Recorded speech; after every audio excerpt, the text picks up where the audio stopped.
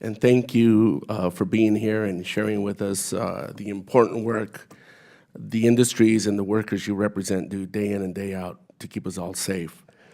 Mr. Rinaldi, in your testimony, you mentioned the personal toll the 35-day shutdown took on air traffic controllers.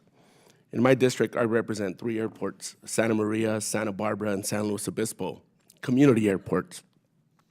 I personally met with a number of air traffic controllers and other airport workers in my district who echoed some of the same concerns you outlined in your testimony.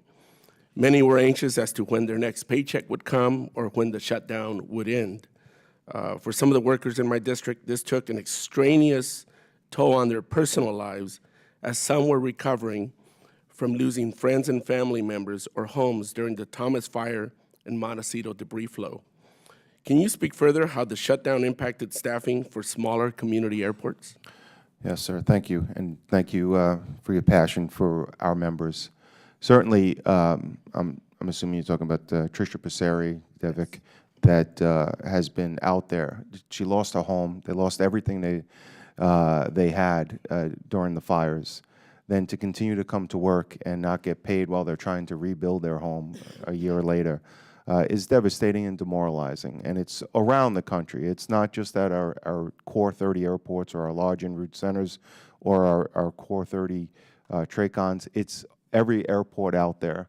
Controllers showed up every day to maintain the safety of the national airspace system with the uncertainty of when they were going to get a paycheck, and it weighed on them, and they were doing side jobs just to put food on the table, and they didn't know how long it was going to last, because there was a lot of rhetoric that was going on that this could go on for months or years, and people were really, really concerned at that point.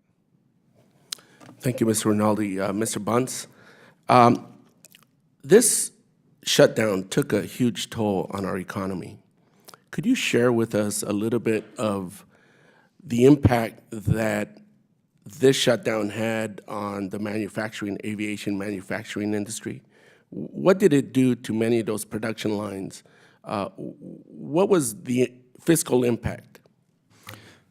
Again, it's because each company has a different level of activity and where they are in a production process of new aircraft. It could be all from one company was very close to bankruptcy to another company was just burning a tremendous amount of cash, but they had more product lines to be able to absorb it. So I can't give you a quantification of the overall dollar amount of impact. But what you really do in that situation is you hurt our ability to be able to service markets all over the world, because if you look at content-wise, most of the aircraft that are delivered in this very competitive marketplace have a lot of U.S. content. So one example, there was an Italian company during the shutdown that was supposed to have FAA test pilots come over and fly the test aircraft in icing conditions in Europe so that they could deliver to a U.S. airline that's here on the East Coast.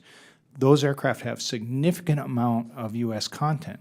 Now, all of that flight test now, they don't know when they're going to be able to get it done, and they may miss the icing season that they needed to be able to get those tests done. So even what's happening overseas is impacting U.S. companies here because of the global nature of our trade back and forth. Thank you. Clearly, we've been told that the impact was over $11 billion to our economy, $3 billion of which we will not be able to get back. That was part of our GDP. So thank you for sharing, and thank you all again for the work you do and those you represent. Mr. Chair, I yield back.